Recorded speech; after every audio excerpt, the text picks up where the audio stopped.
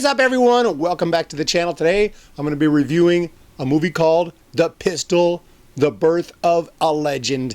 It's about Pistol Pete Maravich, former NBA player and a former amazing college player. But this movie tells the story of his high school years. Actually, not even that. Back to like 8th grade. It's a film I've seen many times, especially as a kid. In my household, we used to watch this movie all the time.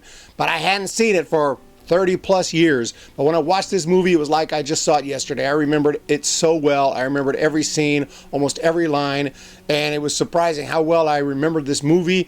And it was also surprising how well the movie holds up. It's actually a really good film. One of the great things about it is, although it tells the story of a person who was really alive, it tells the story of a historical figure, of an athlete who played in the NBA, it focuses on one part of his life instead of trying to tell a whole life story, starting in childhood, moving up through 8th grade, moving through his high school years, moving up through his college years, going through his NBA year, retirement, his journey into Christianity, which the real Pete Maravich, all that happened. I mean, no, we don't have time for it, and the movie would feel very much rushed. Stuff like that I think belongs in miniseries, but this focuses exclusively on a period of time in which I believe he's in 8th grade, and he impresses the high school coach, the varsity high school coach, enough so to let him dress out for the team. And from there, he has to actually find a way to get on the court and show his skills, show that he can actually help this team in a huge way. There's also a huge focus on his family, his mom and dad, especially his dad, Press Maravich,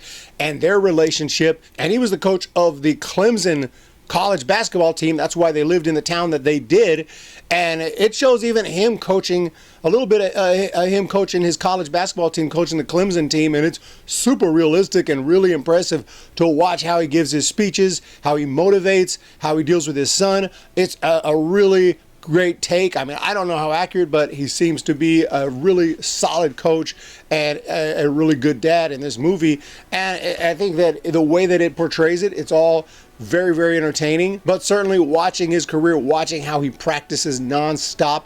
And by the way, the kid who played little Pete Maravich in this movie practiced nonstop and had all the moves and all the skills. I mean, maybe not to Pete's actual level, but definitely well enough to pull it off in a movie. Like, he could spin the ball on his finger almost nonstop. He can make shots. He could do fancy moves, make fancy passes, all of that. He was so good, he got made fun of for it. And I know a little bit about that because I played baseball when I was in high school, and I was not a socially popular kid.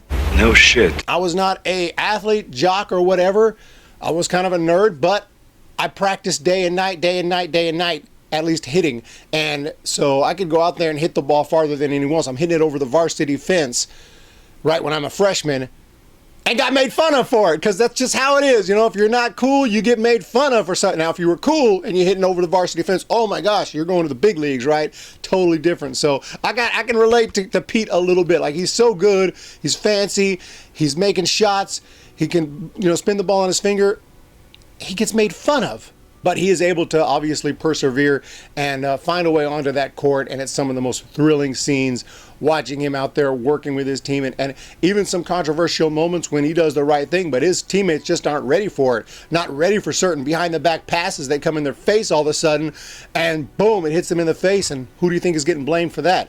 The tall popular kid who just got his nose broke, or the little 8th grader ends up injuring another player? Well, we know who gets blamed for that, but we also know he should have had that pass. But one of the big plot points here is trying to get a game against an all-black high school team.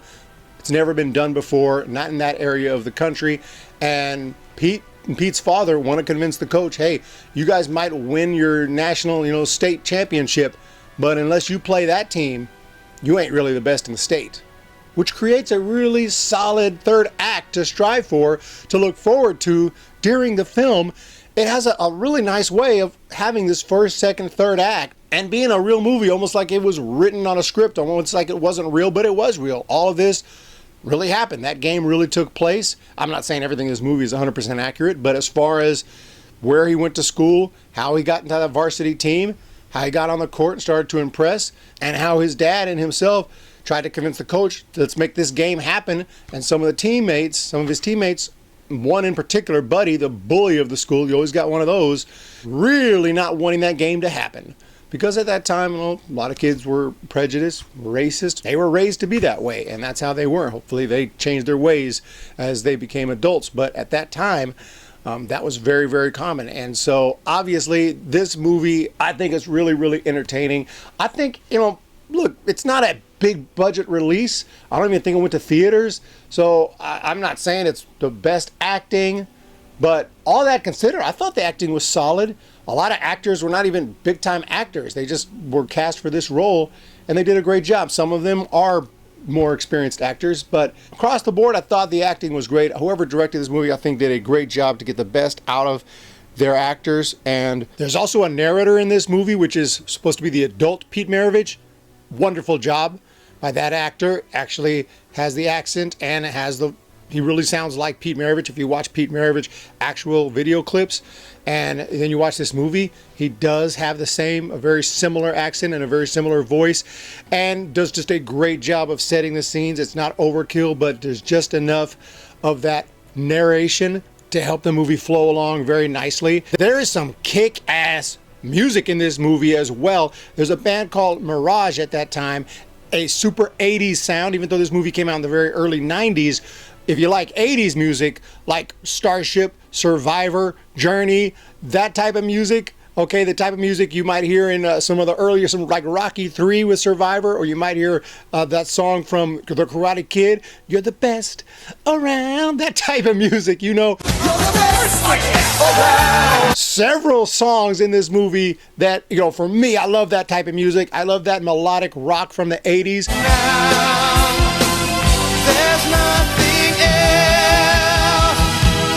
Don't look down. There's no wind without a fight. You get a lot of that, but also there's a score. And so if you're not into that 80s music, there is a really kick-ass score. It may be a little strange to have the 80s music set over this movie that's taking place clearly in the 1950s. And by the way, they do a wonderful job of setting that time in this movie. The way that the house is set up, you know, all of the appliances and all the way that people are dressed, the way that people behave, the cheerleaders, everything straight up looks like a product of its time.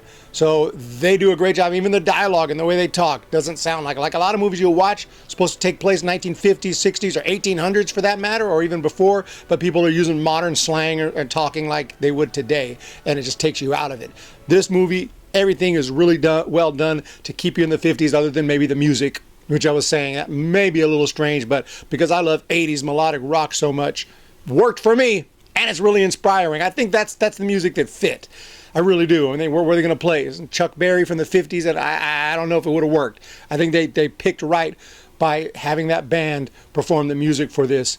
And then, of course, the regular score, your regular instruments, that is really awesome as well. Pete Maravich also helped out with the story. He ended up passing away before the movie released, but did a great job helping out with the story, obviously, and worked with this kid a little bit. He may have passed away before he could actually get too hands-on with him, but that kid watched videos after video after video of Pete Maravich teaching his ways and everything, and really got it down very, very well. All in all, this movie is just really inspirational, just a great family movie. Doesn't push any kind of religion or anything like that. I mean, Pete Maravich did end up being a Christian, but this movie I would not say is a Christian movie at all. I don't think it even mentions it in this movie. It's just a really inspirational basketball movie. If you're a basketball fan and you haven't seen Pistol, The Birth of the Legend, you might be missing out on a really exciting movie and an inspirational movie. Or if you're just a sports fan in general, I would highly recommend this one. It's an easy watch. It's not too long. It's entertaining. It's just such a really good movie. It just really is. I think so. I mean, if there's some hokey dialogue here and there, maybe.